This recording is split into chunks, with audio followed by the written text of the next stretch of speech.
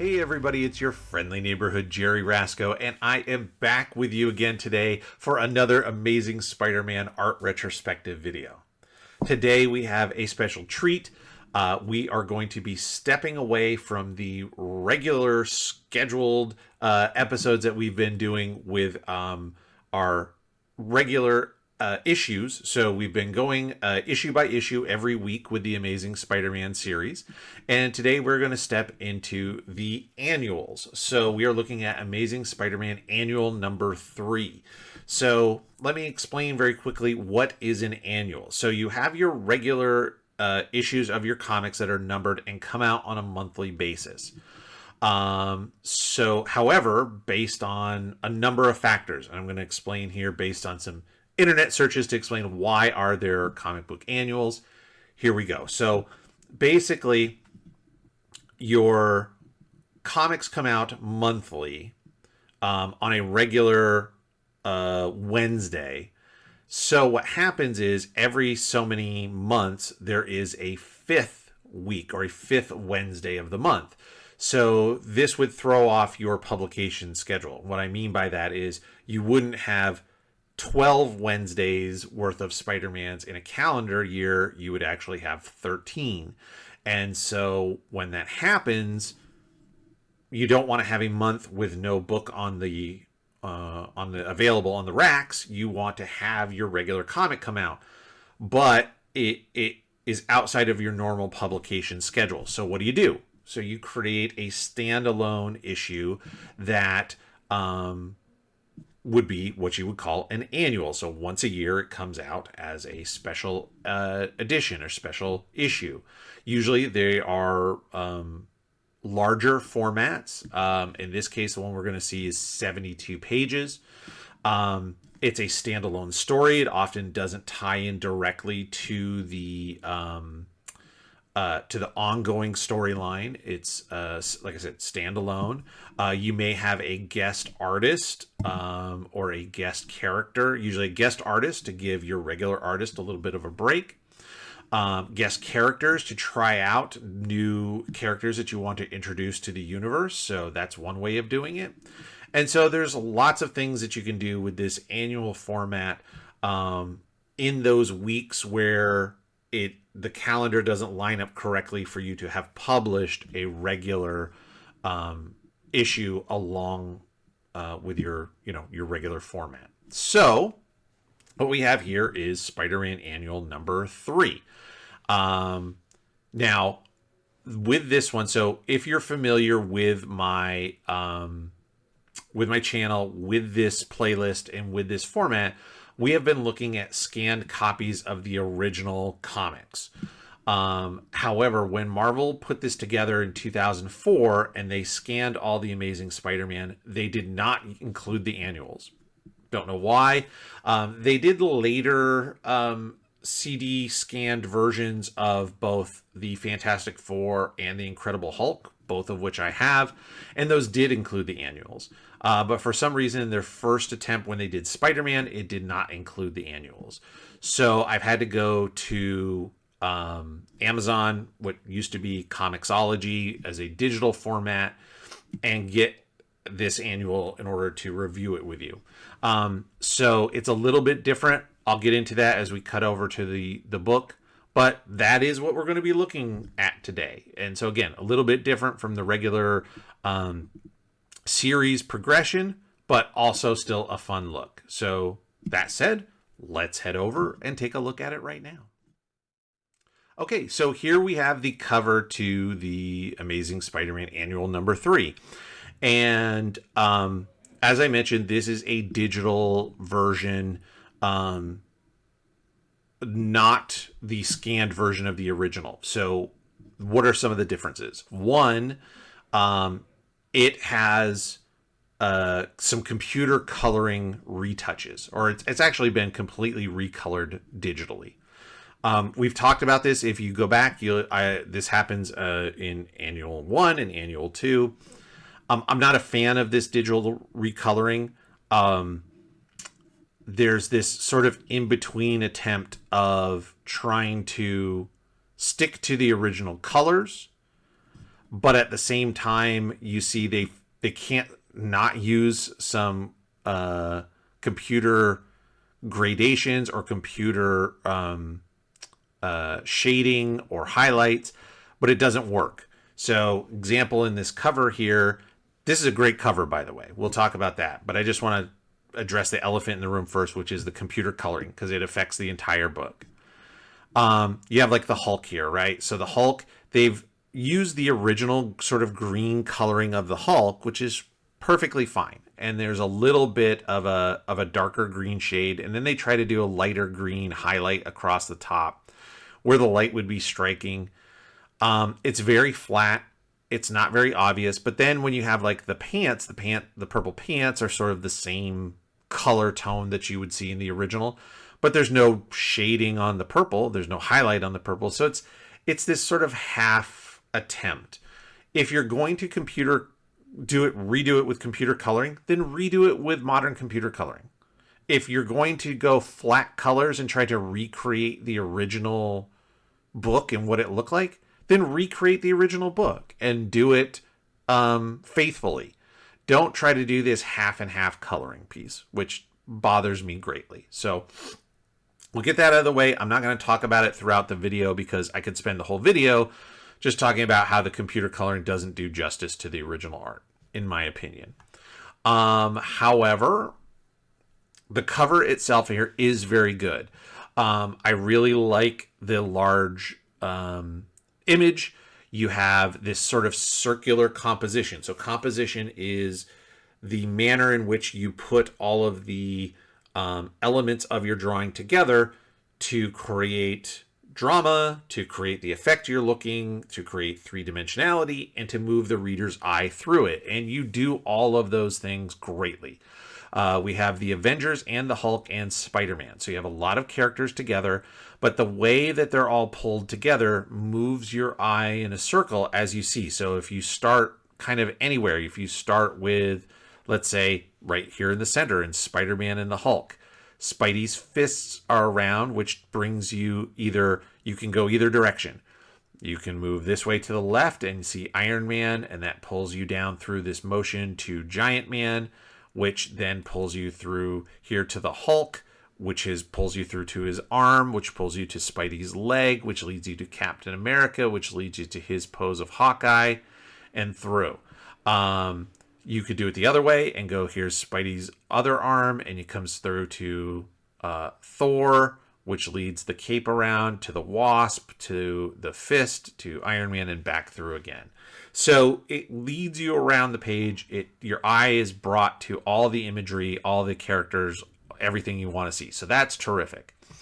I will talk about this. This digital copy does not include all 72 pages because there's 21 pages of original story, and then the rest is reprints of Dr. Octopus issues that we have already covered here. So if you want to see these Dr. Octopus issues, you can go back into our Spidey playlist.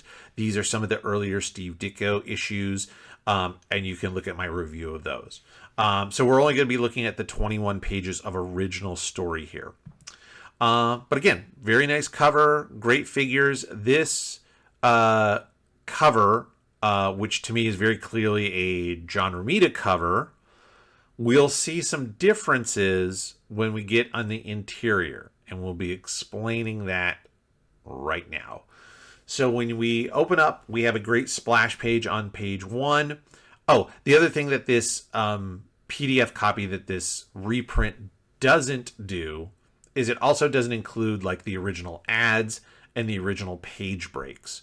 So, when we're looking at normally our Spidey issues, you would have your page turns where something might be revealed. Things are a little different here because they've taken out all the original ads. So it doesn't read exactly the way it would have from the original issue. So that is something to consider as well. But if you look at the figures and you look at these faces, and again, we're going to just real quick go back. And yes, I know they're small. I find this to be very different, and we'll see this a lot when we see the Hulk in the issue of here. So let's take like Captain America versus Captain America. And it's small difference, but it is. And here's why. We'll look at the credits and you'll see that John Romita did the layouts for this issue. The pencils are done by Don Heck, and then the inks by Mickey DeMeo. We've talked about that. That's a pseudonym for Mike Esposito, who has been an inker here for several issues. So we're familiar with Mike's inks, but Don Heck is a new name. So who is Don Heck? So I have some notes here to explain if you're not familiar with Don Heck. Don Heck is a longtime comic artist who started in the, I guess you'd call it the Silver Age of comics. I always forget where the date ranges are for Gold Age, Bronze, etc. But he started with Harvey Comics. So this would be pre-superhero. Well, I say pre-superhero. It would have been certainly post like Superman, but we'll say pre-Marvel for sure. So he started with Harvey Comics, working on things like Western, horror comics, and war comics, which were the norm. We didn't really have the glut of superhero comics outside of, say, Superman and Batman. They just weren't there. Then he moved to Atlas Comics, which Atlas Comics eventually became Marvel Comics, but he was doing the same sort of thing. Tales of Suspense. Again, horror comics, some romance comics, things like that. The superhero comic genre did not dominate the publication and the newsstands as it came to do, by the 60s. So when you see people who are in comics in the 40s and 50s, it was a lot of different genres as opposed to superheroes.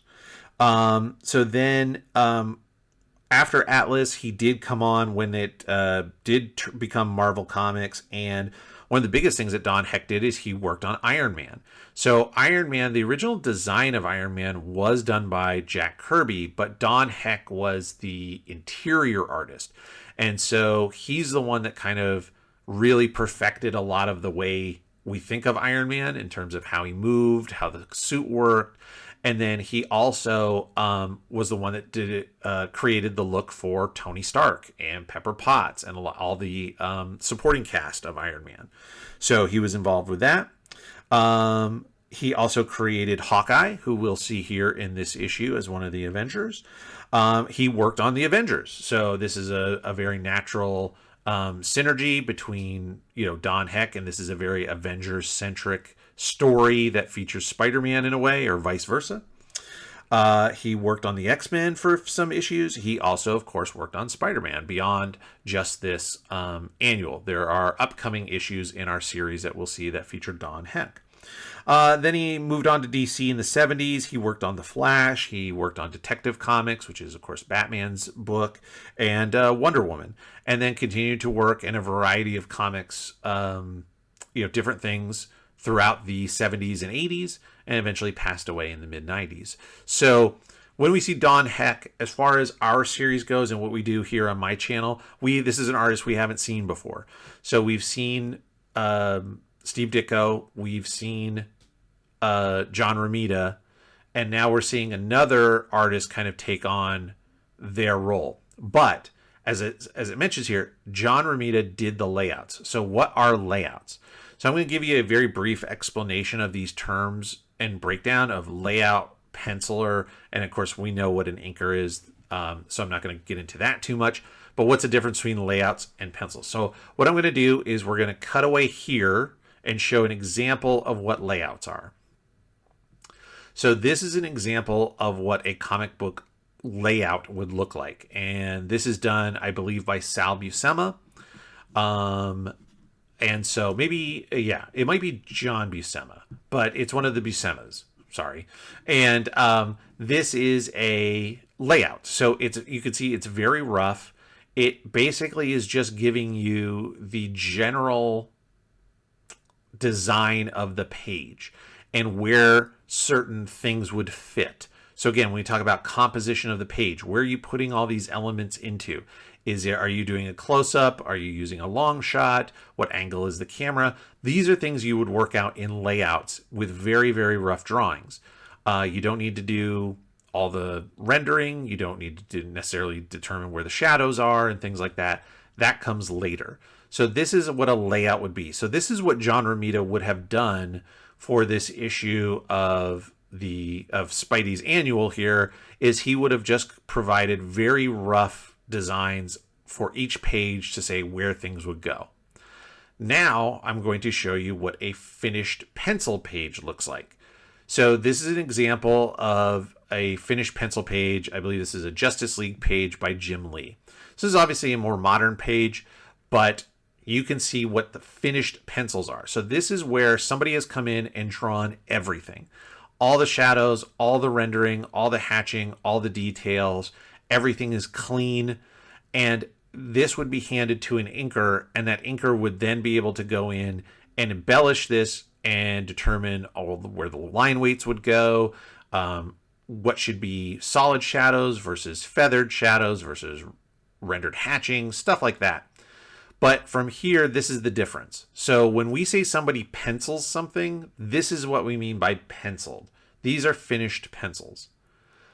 Layouts are what we saw previously. So that's the example. Now, one more thing. I'm going to put a link in the description to a YouTube video if you want more information on the difference between what we call roughs, layouts, pencils, and inks. I'm going to link you over here to Andy Smith's channel. So Andy Smith is a professional comic book artist. He's been in the business for decades. He was a graduate of the Kubert School of Art, and he has worked for many major publishers, including Marvel Comics and his own self-publishing. He worked for CrossGen. So this is a guy who knows the difference, and I think this video is very, very good about explaining and going into depth on what the differences are. The video is about an hour long, so if you are a dedicated comic aficionado as I am, I highly recommend checking this out because he breaks it down in a lot more detail than I just did. So we'll have that link in the description of the video as well. So let's cut back to the comic. Okay, so we're back to the comic. We've gone through the credits and explained what's going on. So here we have a great splash page. I always love a splash page. It delves right into the story, and that's exactly what this does. We have all of the figures here that are all the characters or all the players. So we have the Avengers lineup at this time. If you're not familiar, we have Captain America, Hawkeye, Thor, Iron Man, the Wasp, and Giant Man. So Giant Man was originally Ant-Man, and instead of using one of his serums, his Pym particle serums, to make himself small, and then another one to make himself big to normal size, he just used the one that made himself big when he's normal size and became a giant. And so he became Giant Man, and he was Giant Man for a number of years. So that's the persona we have here. And Spidey in the middle. Again, very nice circular composition. It pulls your eye around through. Of course, you're able to follow the dialogue, but visually, you're able to pull your eye all the way around and see all the details of all the characters. So very, very nice stuff there. And what they're talking about is, should Spider-Man become an Avenger? And everybody is sort of on the fence about it.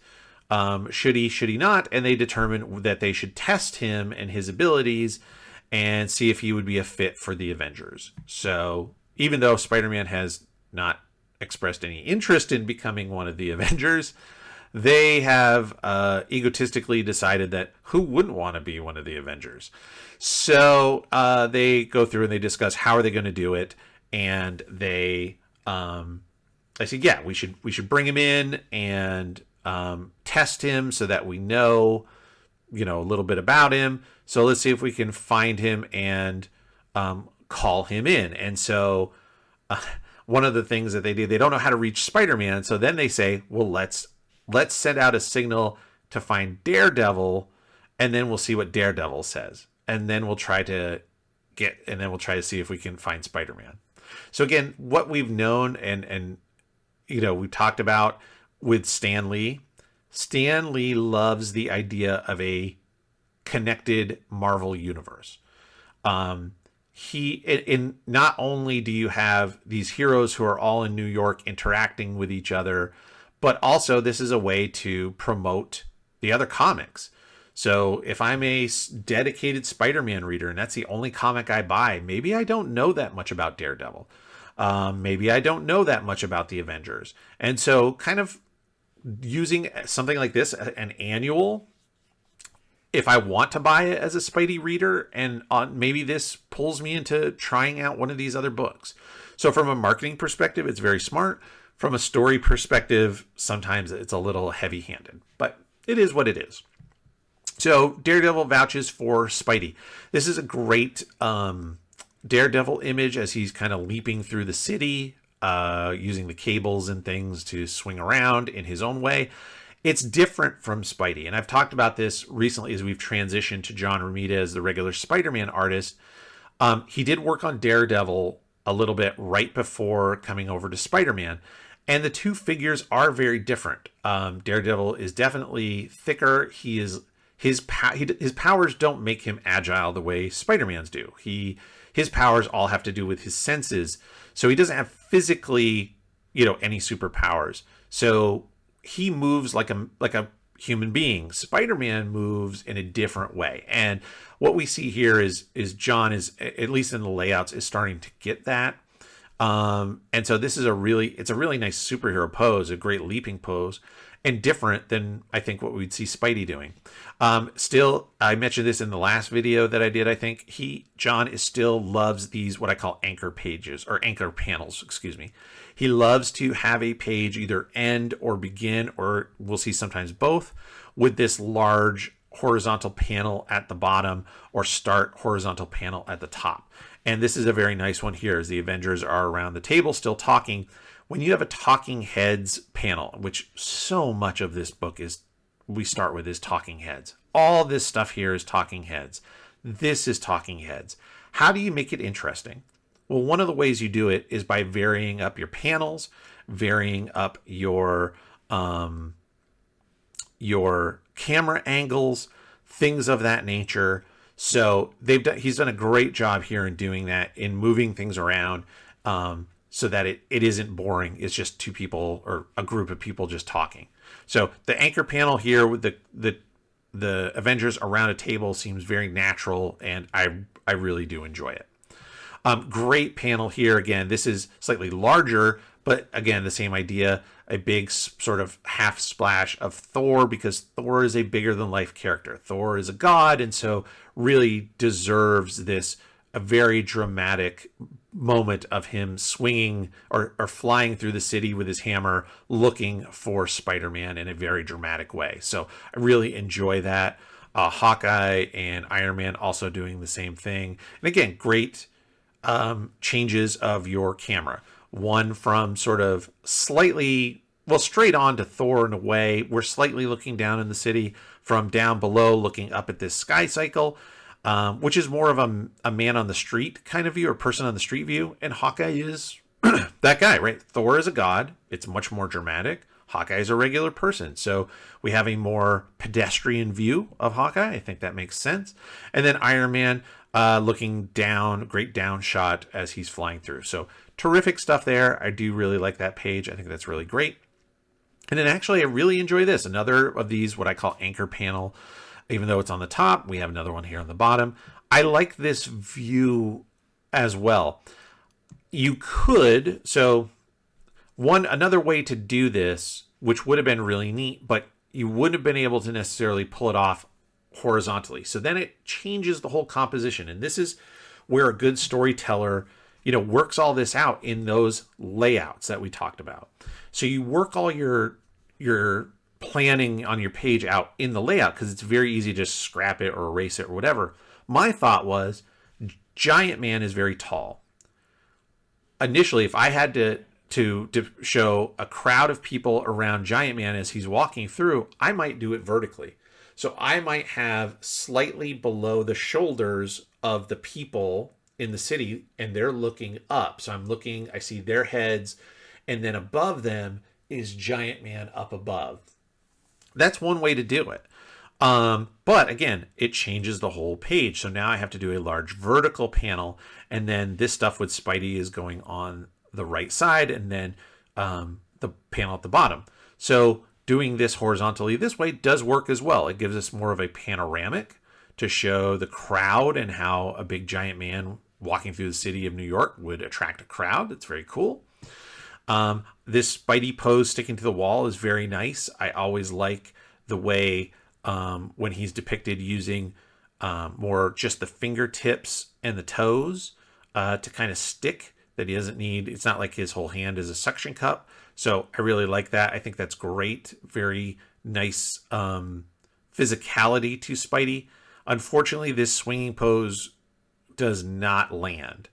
Curled up in a ball like that, I get the idea of him swinging so that his arms are pulled down in front of him and his legs kicking up. And again, this is where maybe this size panel doesn't work for this motion. Obviously, we need more space to spread his legs out and make him more active and more agile. We don't have the space. So you either have to draw a very small Spider-Man or you have to curl him up in a little ball to fit in the panel. So not my favorite swinging pose. We still haven't gotten there yet, but we're getting there. And then the other one is, this is nice. Spidey's position is very nice where he's sticking to the wall. He sees Thor. This Thor is so stiff, especially when you compare it to this Thor. And here's what you'll see. So again, I would chalk this up maybe to the difference between, Don Heck versus maybe John, right? John Romita or other artists. Yes, the layout is there. So John Romita would have been the one that says Thor is standing here, but Don Heck is the one that has to draw him. And this pose is super stiff. The legs are straight and nearly locked solid. This arm is at the side, very posed. This arm is locked out. The cape is moving, but that's it. So it almost looks like an action figure you could put on your shelf. Lifeless, very, very stiff. Now this one here, so much better. The shoulders, even though you can't see them, the shoulders are at an angle because we see this one here. And if you follow, then the other shoulder has to be in line with sort of the arm. So the shoulders are at a slight angle. The twist in the body. So again, even though the cape is there, we can see the twist in the body because this arm is coming back and is closer to us. As opposed to, and then this hip with the leg bent and but the foot coming towards us, you feel the twists in the body because we understand, even though you can't see it behind the cape, in order for it to be in this position, this leg would have to come out. There's much more life and action in this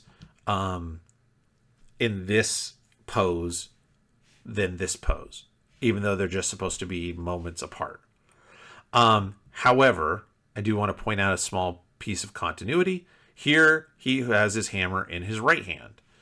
Now his hammer is in his left hand, and his hammer is in his left hand the rest of the time. So why and when did he switch hands? So that's a little continuity issue.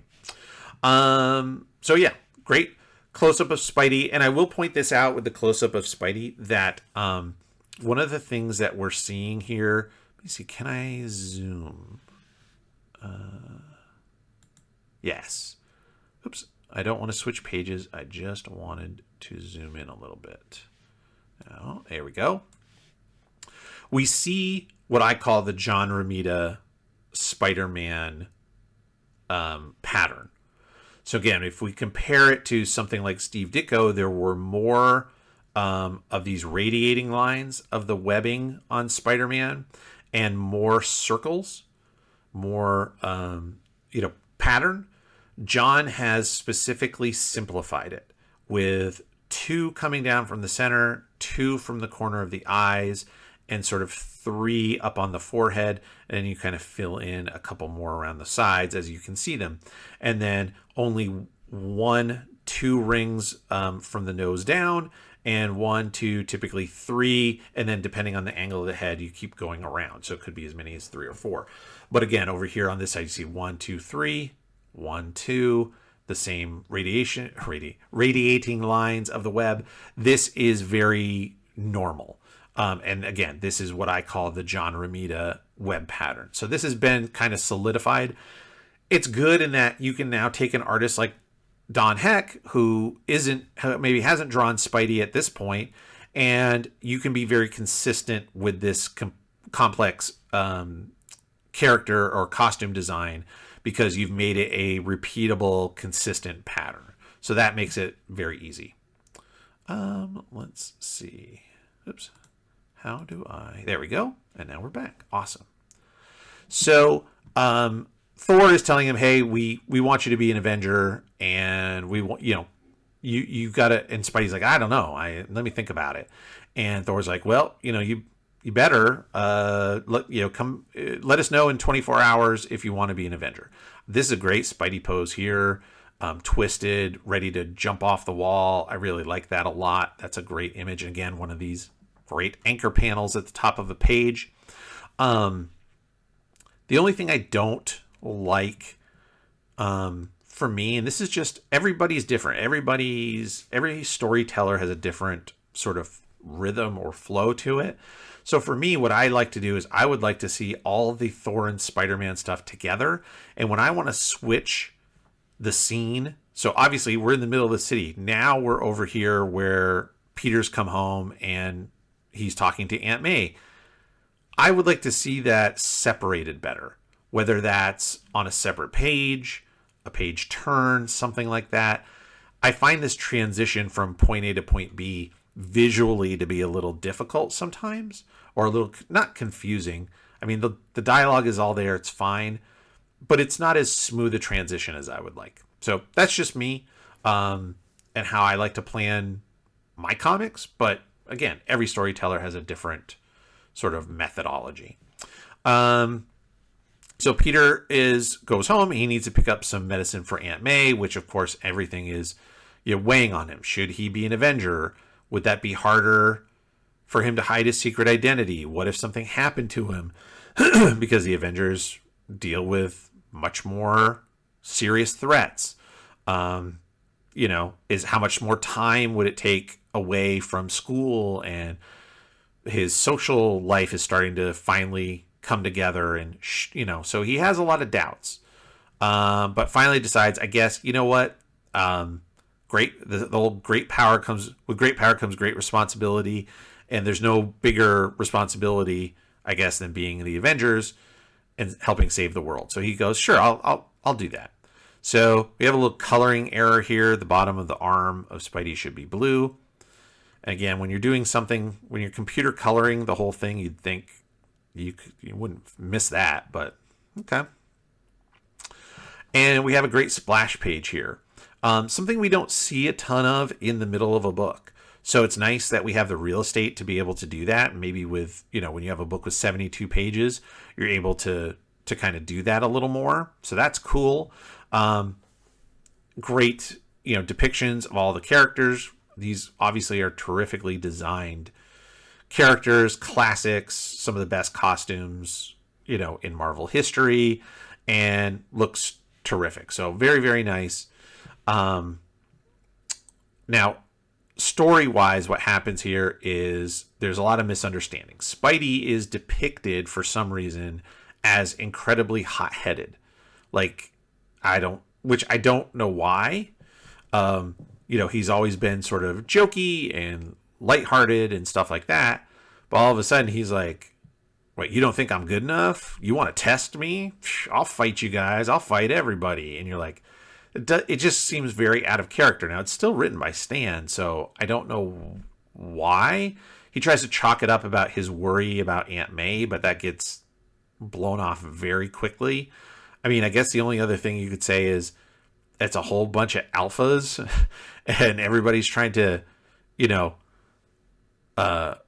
be as macho as they can.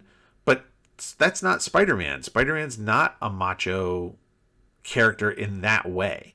So it just seems a little out of character for him to just all of a sudden lash out and be like, who do you think you guys are? I'm Spider-Man. I can, I'll whip everybody. This is great. I love this picture, this image of Spidey here in his face. There's something about the turn of that head and the three-dimensionality of it, the roundness and the way the neck connects. This is really, really nice here. I like it a great deal. And then this is something that we see if you're like me and you have been reading comics for a long time now. In the 90s, this happened a lot, and I'm going to, again, try to zoom in on this panel to show you. So we have the characters here, and there's word balloons here, and we have just a flat background. It's just a wall. It's nothing exciting. So in order to help sort of pop out, now remember, this is all drawn without the word balloons there, and the word balloons are added later, right? So when this is drawn, and whether it was Don Heck did it, or in pencil, or Mike Esposito just decided to do it in inks, you have this sort of hatching, this cross hatching in the back to add some shading, just to give us an idea that it's slightly, the light is a little bit darker up towards the top of the wall, near the corner, near the ceiling, and a little bit brighter down here. It helps pop the figures forward a little bit, and as well also helps, pop the dialogue box. This was continued into the 90s and became a real staple of 90s comics. Characters, if you just had to draw a person's face talking and you had nothing to put behind them, there's no exciting background. There's just, you're not going to draw, everything in the background behind this face. The panel's just a face. You might do some cross hatching, and people started referring to it as the screen door hatching and making fun of it. But you can see it's got a history. And it's part of the storytelling of comics and the way that we depict light and space and stuff like that. So this is not a 90s trope of the screen door hatching behind characters. We see it all the way back into the 60s because it's just a storytelling technique. That's all. Same here. Cap tries to calm him down. It's a really nice Cap face. One of the things that can be a little tough sometimes is Captain America's face in the costume. Oops. And we'll look at it. It's a little bit different of a mask than you see with a lot of other characters. So one is you see his eyes. So unlike, say, like Daredevil or Batman or something like that, you see his eyes. So you have to draw the eye and then cut out. But the cutout around Captain America's eyes is very small. You don't typically see his eyebrows. So that's unique. And then the way it wraps around his face, exposing his ears, but then when you do the top of the head, that's all fine. This is the costume, the cowl is very much like the original X-Men, like the Beast or Angel had kind of a similar cowl. But then when you put on these little wings on his forehead, and the A, and you have to bend the A around the three-dimensional shape of his head, it can be a little bit difficult. And this is very, very nice. This is a great example of a very good Captain America face, along with a very nice Spidey face, too. Both are very nice three-dimensional. The webbing, how it bends around Spidey's head, really sells that. Again, same thing. I'd like to see a little more bend in the A on Captain America's head. That would help sell that roundness to his forehead, but both are very, very good there, and I like it a lot. And now they battle. One of the things where did I say it here? Sorry, I'm going to go back to page 4. Sorry, I should have looked at my notes a lot more. The motion lines. So in the early episodes of this series, when we were looking at Steve Ditko work, very seldom do we see these motion lines. The action of the body sold it. We didn't necessarily need the motion lines. Here, every character, as they're moving through space, is using these big motion lines. And that is to me, a very John Romita-esque signature to his work and to his figures. And we see it all through. There's Spidey, Thor's hammer, of course. That's a classic. It's not a swipe per se, but it is definitely a throwback to, I believe it's Journey into Mystery, the first appearance of Thor on that cover where he's swinging the hammer like that. So it's a nice homage to that image of Thor in that cover.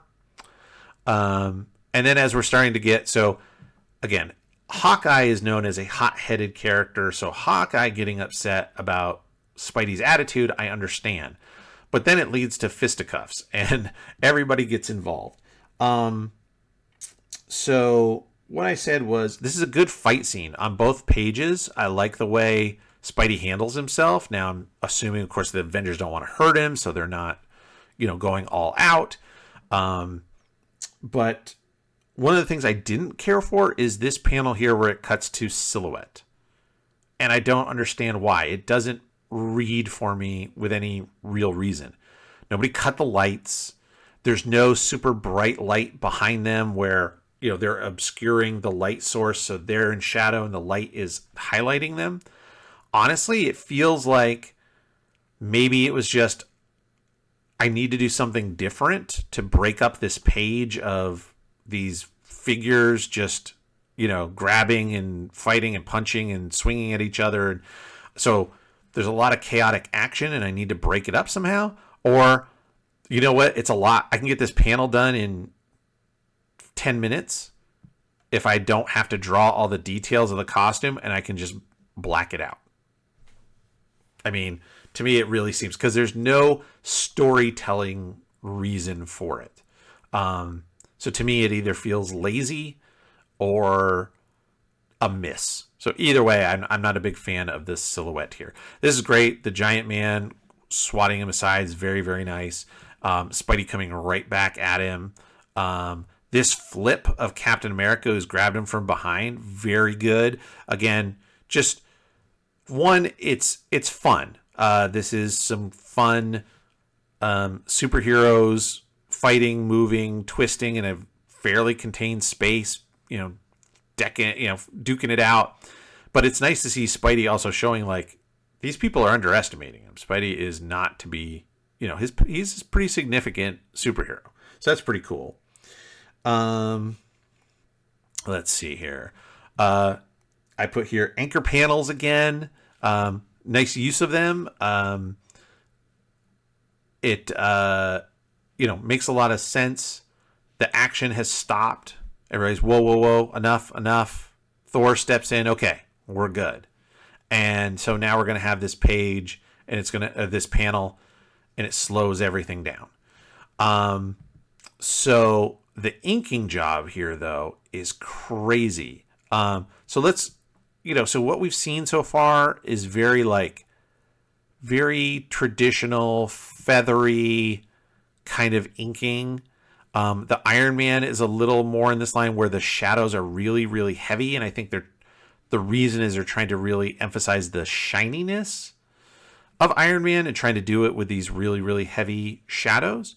But now all of a sudden, so here on Hawkeye, you have just some regular, the rendering's pretty straightforward, pretty basic, nothing crazy. Here on Cap, same thing, some feathering here and there, but no, nothing wild. And all of a sudden on this Thor face, it is just dark. Like the light, so it looks like there's a window behind him. It's like, this is so bright and this is nothing. It almost reminds me of a combination of Jack Kirby and where Mike Mignola ended up going. So it looks like somebody just took like the biggest, widest brush or marker and just kind of went and just hacked out the shadows on this face. It's so much darker than I think it should be. So it was very striking. It was weird. All of a sudden the art felt in this panel feels very different. So what they've decided is, rather than fighting, if Spidey is so eager to prove himself in his powers, the Avengers tell him to go bring them the Hulk. The Hulk's on a rampage. He's been running around in New York. Go find the Hulk and bring him back here. We'll take care of him. And if you can do that, you've shown us that you could be an Avenger. And you go, with that, what? You're just pawning off the Hulk onto this other guy to make him an Avenger. It seems really like a super jerk move, Anyway, just my opinion from a story perspective, but I get it. This is all about mixing and matching and expanding this universe. So we've had the Avengers, Spidey, Daredevil. Now we're going to add in the Hulk. So again, it's Stan's attempt to bridge this what we later becomes the Marvel Universe. We have some very traditional pacing here, grid pacing, as Spidey is searching for the Hulk. Can't find anything. Nice wall crawling pose here. Swings by the Daily Bugle just to get a drink of water, which I think is pretty funny, but manages to get a tip on where the Hulk is and takes off. There we go. Nice. This pose is very classic. Spidey hanging upside down with, his arm extended between his legs from below, from below, with the web line coming from above, and then sort of his legs to either side with his feet. We've seen variations of this forever. This is iconic. I know I've drawn this Spider-Man in this pose or something similar a million times. Great stuff. Again, pretty good Spidey pose. So he drops down from the web to the ground. Nice crouch pose there. Pretty good. Anatomy, nice costume. Everything's fine. And then we get the Hulk. And man, I'm going to tell you, this again, we've seen, just in this series, we've seen Steve Ditko draw the Hulk, because they mention it here in Spider-Man number 14. There's an issue where Spidey meets the Hulk. Very different. This Hulk, I guess, Don Heck's version of the Hulk, and I don't know how much the layout, if this is the layout versus what he decided to do to finish, but man, these are some really weird proportions. Now, the Hulk should have weird proportions, but he's supposed to be very big, right? But he almost seems small, and here's why. The head is way too big. So if you're an aspiring artist and you want to draw a character whose body is massive, somebody like the Hulk, the Thing, we talked about the Rhino recently in our issues, Juggernaut, stuff like that, then the best way to do it is to actually shrink the character's head a little bit in relation to the rest of their body. Now, having the big hands, big feet, but the head needs to be smaller, and that's actually really important. The other thing is these legs are super short. Now, you want to draw him, the Hulk, I get it, as being very thick and very powerful, but because the legs are so short, the proportions are off, and the whole thing looks really weird. It would have been better, instead of trying to get him to fill up the whole panel, like I said, shrink your head up, keep the body fairly big, extend the legs just a little bit. You could still have him thick, but extend him just a little bit, and he would still then look like he's much bigger than your average person. So that's it. Throughout this, I find the Hulk's proportions to be extremely weird. So let's see here. So Spidey's trying to find a way to get... Now, he's not trying to fight the Hulk or stop the Hulk. He's trying to get the Hulk to follow him back to the Avengers headquarters. And so he's got to get him at least to acknowledge him and see if he can draw him the other way. So you've got some decent stuff here. This is not the best foreshortening in the world. So foreshortening, we've talked... Oops, sorry, I keep doing that. I'm not used to doing it on this versus my other... so when we have the scanned ones, it's a different kind of format. Foreshortening is when something is coming at the reader. So it's an optical illusion to make something look like it in two-dimensional space is coming at you. And so the idea is that it is overlapping itself. Like my hand overlaps my arm as it comes to you. So my arm is going to look much shorter in relation to it compared to if I had it this way. So it's called foreshortening. It's shortening it into the foreground. And that's what you're doing with the fist here by making the fists much bigger and the head in the middle, but without the right kind of overlapping, which you honestly need the hand to slightly overlap or something to overlap the face just a little bit. It doesn't look like the hand is in front of the face. It feels like they're on the same plane, and that it's a very weird pose and a weird size. Like the head and stuff is not the right size. So the foreshortening piece isn't quite done correctly here to capture that illusion. This isn't bad. This is a pretty good pose. We've seen this kind of pose before. This is pretty nice here. We're on one knee, kind of twisting around. Of course, Spidey is no physical match for the Hulk, and he learns that pretty quickly. Of course, they happen to be at a gamma research facility, naturally. And so when the Hulk smashes through some shielding and exposes himself to even more gamma, he turns back into Dr. Banner. This is pretty interesting here. This idea of using, as he's being exposed to the gamma rays, instead of using, well, we see solid black here in the hair, but the rest of the shading is just sort of hatching. I guess the idea is it's showing the light and how it's hitting the Hulk. And so it wouldn't be necessarily solid black. It's kind of the rays, the light is passing through his form, through his body, and it transforms him. And then so Spidey gets sort of the history very briefly of Dr. Banner, and Dr. Banner is actually the Hulk, which he didn't know. And so now he really starts to feel for the guy that he's a victim of this curse. And then you have this over here. Again, this is just like the Thor piece. This is some really weird shading. The side of the face is black, but not the top. So what you're saying is the light is coming down from the top right of the form. The nose, and I guess part of the lips and chin would be completely blocking the light so that it's solid black here. But that the curve of the forehead isn't doing it over here. So light's hitting this, but not this, or the top of the cheek here. I understand adding, some shadow, especially like the side of the nose, but usually you would continue it. If you're gonna shade a side of the face, you shade the whole side of the face, and it's used for a very dramatic and very stark lighting where the light is completely coming from one side and your face is blocking the other side. This is weird and doesn't make any sense. So that's some bad lighting, bad inking there. Overall, I just want to point out, my opinion, like I said, Mike Esposito is the inker. There are some real hit or miss things in this issue, from where I pointed out this Thor and this whole panel, but mostly this Thor face is really weird. Then there's stuff that's pretty good. The Jonah Jameson, this section in here is pretty nice. Some of this fight with the Hulk isn't too bad.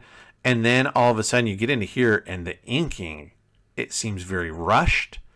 It's like instead of using multiple tools, he's just going to use one big fat tool because I don't want to take the time to, vary my line weight. So like the shading on, or the rendering, the hatching on this Hulk is so thick here compared to like the rest of it. I don't know. It's definitely not my favorite inking job I've ever seen. It is rough in places and kind of hit or miss. So Spidey gets the drop on the Hulk finally and kind of decides like, you know what? I'm not going to turn him over to the Avengers. That's not cool. It's not his fault. He deserves better. So he starts to set the Hulk free, and the Hulk frees himself and then takes off and just kind of walks off through the mist as the evening is coming on, and Spidey lets him go. Again, just like, and I understand it's, maybe it's, again, I don't know that Don Heck is known for the Hulk. It seems his Hulk, like the face is a little inconsistent in places. Like this face is very different from this face, So yeah, not my favorite. So the Avengers are hanging out. This is a nice shot through the window. This is a great way to do things to reestablish that if you're outside in one scene and you want to set the next scene and these guys are inside of a building, instead of you can just show the whole building and then cut to them. But this is a way to sort of kill two birds with one stone, is show through the window so that we know that they're inside a building, and Spidey comes from outside and he just tells him a story. He's like, nope, couldn't find the Hulk. Sorry. So I guess I'm out of here. And takes off. And they're like, huh, wow, that's weird. And so they're like, well, we'll see what happens. I guess we'll have to, we'll forget about Spider-Man. We'll take care of the Hulk ourselves. And he's like, I could have been an Avenger. I got him. I could have got the Hulk to follow me, but It just wasn't right. He didn't deserve that. So he really takes the side of the Hulk. And then heads home. And, of course, mulls over his decision in traditional Peter Parker fashion in the dark, musing on why, things don't work out for him and the choices he made. And, so he's upset about not being an Avenger. But to be honest, I think history would tell us it played out right. I don't think Spidey was not made to be an Avenger. Now, we'll cut back over and I'll give you my thoughts on all of this as we go. But this is the end of the original material in this issue. If you had a copy of this, it would then go into the reprints of the Dr. Octopus stuff. So that's it. We're going to cut back over to the desk. I'm going to wrap things up and give you my thoughts.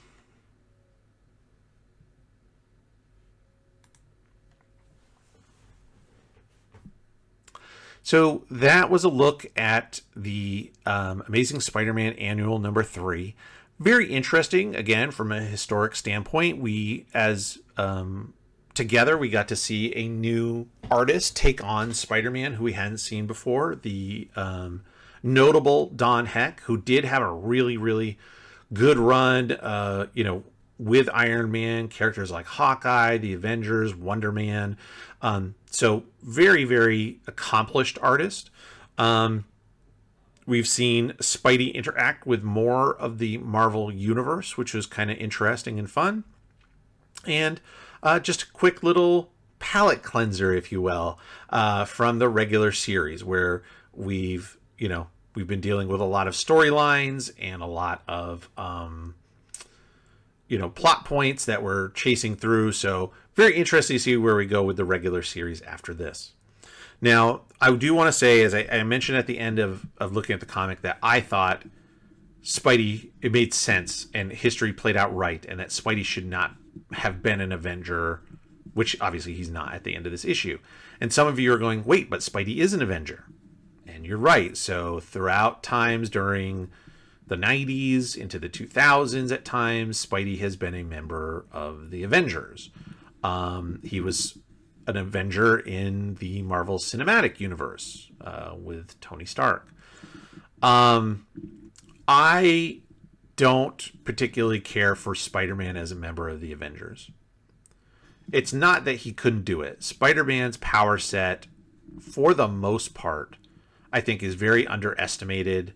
Certainly in, I think, the Avengers movies. You see like Civil War and stuff like that. I think they underplay his powers because, right, he's not the central character. Spidey's a great hero with a very wide array of abilities that allow him to handle situations way beyond the scope of what he should be able to do.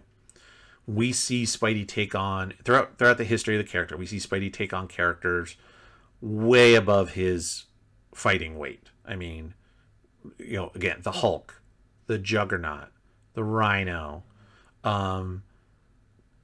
There's a character called Firelord, who's one of the Heralds of Galactus.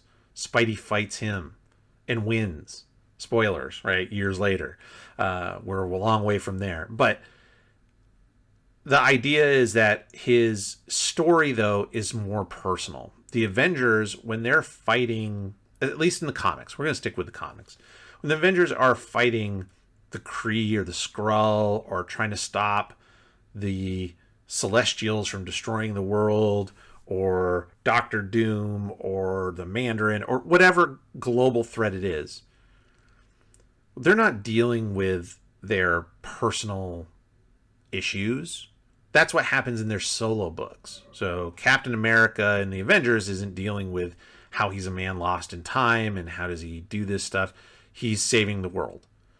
Thor isn't dealing with his father issues and his brother issues, and is he tied to Earth or is he tied to Asgard? That's what happens in Thor, in the pages of Thor, not in the Avengers. In the Avengers, they're about the action and the issue, and they come together. Spidey, on the other hand, is a very personal character. His arc is about redemption, loss, responsibility, guilt, and that gets lost when he's part of the Avengers. When he's part of the Avengers, he just becomes sort of the class clown who makes a lot of quips, but nobody's sitting there and diving into what makes Spidey a hero that's worthy of being of the word hero. And that's what happens in the Spidey comic, and I prefer to see him there. One more thing that just logistical. Spidey, so you take like characters like the Avengers, Iron Man flies, Thor flies, the Wasp flies, Giant Man, Captain America, Hawkeye have super technology from Tony Stark, Quinjets and air bikes and whatever to travel around. Part of what makes Spidey interesting is how he moves. He swings like a spider on his web. And when you take him out of New York City and you put him on the moon or in space or in the negative zone or these other weird places, all of a sudden one of the things that makes Spidey so unique and original is gone. And so to me, you know, just like I introduce myself on every video, I'm your friendly neighborhood Jerry Rasco. I think Spidey works best as your friendly neighborhood Spider-Man and really needs to stick to New York and that area and helping those people. So that's my opinion on Spidey and the Avengers. So I'm glad things worked out the way it did. Overall, I am going to give this issue a 6 out of 10. Interesting. I didn't feel like Spidey was depicted correctly. The hot-headedness to start with didn't make sense to me. Why he'd all of a sudden start fighting the whole Avengers team instead of being a more respectful person. Some of the art stuff, there's, like I mentioned, there's inking things that I found very questionable. The overall style wasn't bad. But again, there's just some real misses that made me scratch my head and go, what is happening here? Some very stiff or I'm not going to say poorly drawn, but just some very stiff figures, things that, again, just didn't work. So overall, 6 out of 10. If I don't have this in my collection and I miss this story where Spidey missed out on being an Avenger, I'm not missing it. So there we go. Maybe you enjoyed it more. If you did, let me know in the comments of this video. I appreciate hearing from all of you and all of the support that I get here on the channel. Real exciting stuff. We're going to be doing more. We're working our way towards episode number 50 and issue number 50. That's going to be super exciting. I'm looking forward to getting some stuff done with those. Again, don't forget to check out the video to Andy Smith's channel in the description.